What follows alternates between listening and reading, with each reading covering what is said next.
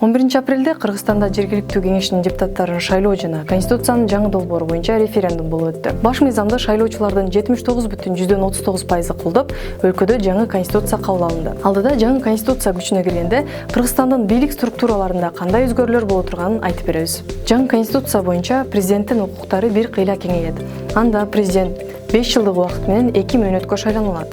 Мындай учурда эски Конституция менен 6 жылга шайланган Садыр Жапаров экинчи жолдогу шайлоого катышып утуп чыга турган болсо, 2032 жылга чейин бийлик башында кала алат. Мындан ары премьер-министрдин укуктары президентке таандык болот.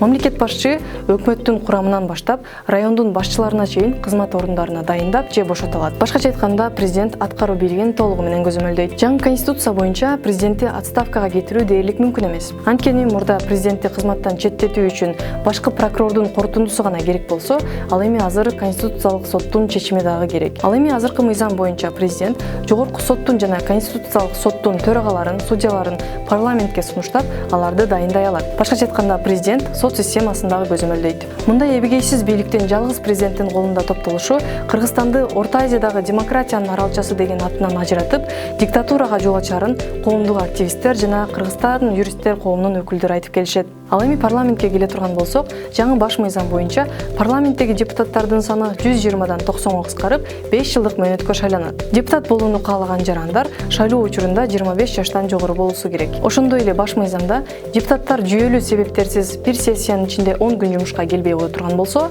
депутаттык мандаты алынаары жазылган. Буга чейин бул мезгил 30 күн болчу. Жаңы баш мыйзамда мыйзам чыгаруу бийлигине да өзгөртүүлөр киргизилген. Мурда мыйзам чыгаруу демилгеси жогорку кеңешке 10 000 шайлоочуга жана өкмөткө таандык болсо, ал эми азыркы мыйзамда президент, жогорку сот, элдик курултай жана башкы прокурор дагы мыйзамга өзгөртүүлөрдү жана сунуштоолорду киргизе алары жазылган.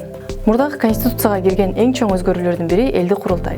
Мыйзамдын 7-беренесинде элдик курултай мамлекеттин өнүгүүсүн камсыз кылуучу жана кеңешүүчү орган экени жазылган. Буга чейин президент Садыр Жапаров жана Конституциялык кеңешменин мүчөлөрү элдик курултай президентти кетирип, парламентти таркатып жиберүүчү күчкө ээ болору жана бийлик бутактары элдик курултайга отчет берери айтылган. Бирок жаңы баш мыйзамда бул пункттар камтылган эмес. Башкача айтканда, президенттин жана парламенттин ишмердүүлүгүн көзөмөлдөөчү орган түзүлгөн жок.